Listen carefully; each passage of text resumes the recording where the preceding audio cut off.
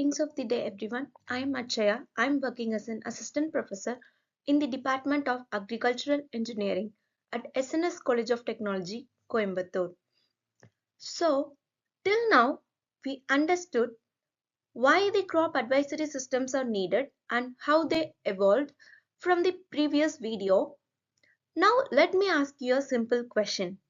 Do all farmers face the same type of problem? The answer is completely no. Similarly, one type of advisory system cannot solve all the problems. So in this lecture, we are going to discuss about the different types of crop advisory system and why each one is important.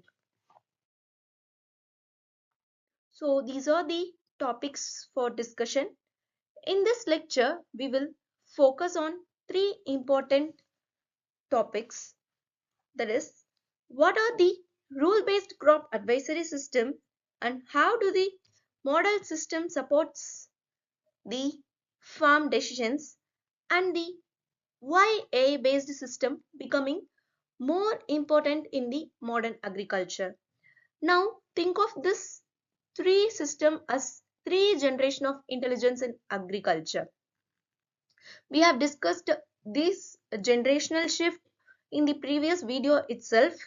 So let's explore it. Why different types of crop advisory system? Imagine advising two farmers. One farmer owns a small field with the limited data. Another farmer uses the sensors, satellite images and the mobile apps. Can we advise the both the farmers in the same way? Do you think of it? No.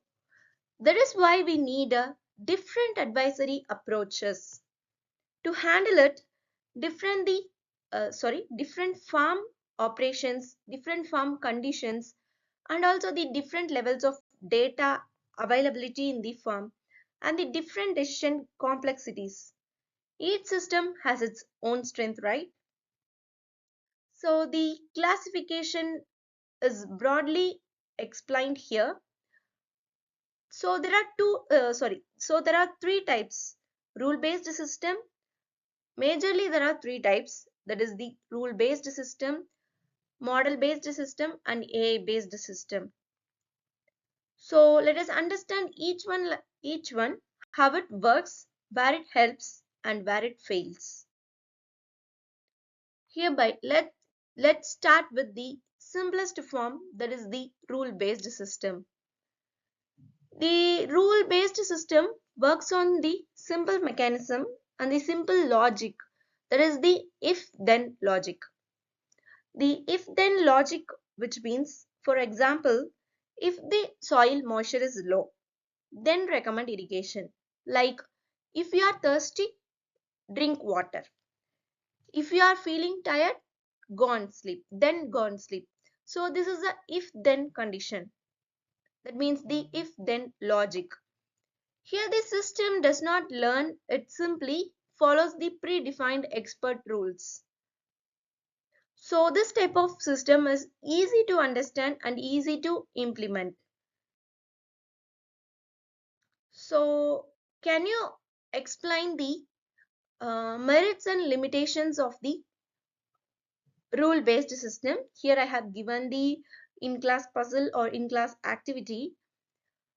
Okay, let me explain the working of rule based system. Think of a rule based system as a digital version of an expert's notebook. Experts sit together and frame the rules based on their own experience and also the regional experience or the experience gained by some other researchers and experts. These rules are stored in a system. When the conditions match, the advice is triggered. So the decision is not created here. It is the retrieved from the source that we have already insisted or already given input in the system or a data resource. So here I am repeating, the decision is not created, it is retrieved. So let us to be honest, every system has its own advantage and its limitations. Hereby, the merits are it is simple, it is transparent, and it is very much easy to use, and it is very much suitable for the basic advisories. But the limitation here is it cannot handle complex situations. And the no learning is here from the new data. It is not completely adaptive to changing climate. So rule-based systems are good, but up to only a point.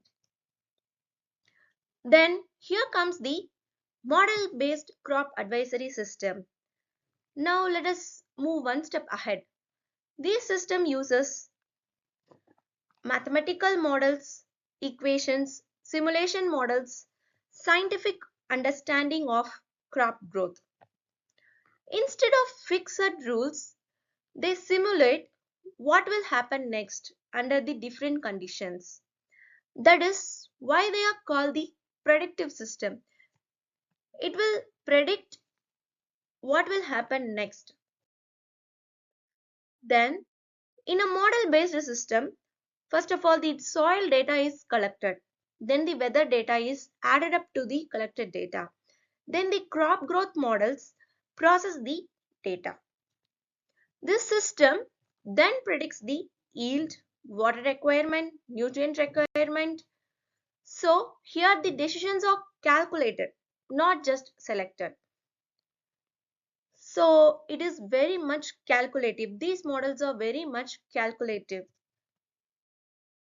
Then the two most examples of model based systems are DSSAT, which means the Decision Support System for Agrotechnology Transfer. Decision support, hereby I am repeating, Decision Support System for Agrotechnology Transfer. Then the APSAM, which means the Agricultural Production System Simulator. These systems are widely used for research policy and then the planning of the policy and then the climate impact studies. They are very much powerful, but they require very relevant and good quality data.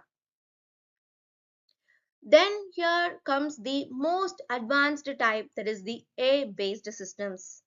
These systems do something unique. They learn from the historical data, analyze the images, sensor data and the satellite data, which after analyzing, which will improve the recommendations over time. AI-based systems do not just follow rules or equations, they also learn from experience just like humans. So let us connect it. Rule-based systems follow the rules. Model-based systems it will predict the outcomes. And the AI-based system which will learn and adapt. Each system has its unique role. The choice depends on the data availability and also the complexity and also the farm needs.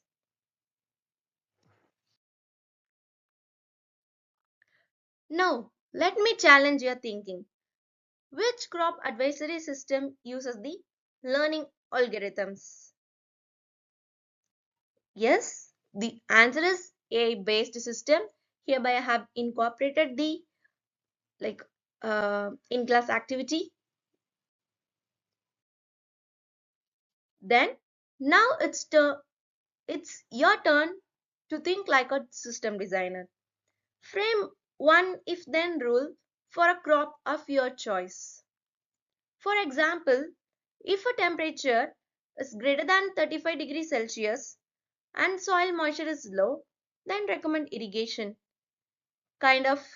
These kind of if-then rules you have to frame for the crop of your choice. This activity will help you understand how rule-based systems are created. Then the reference listed here include the weather-based advisory platform, DSSAT official resource, and the global organization.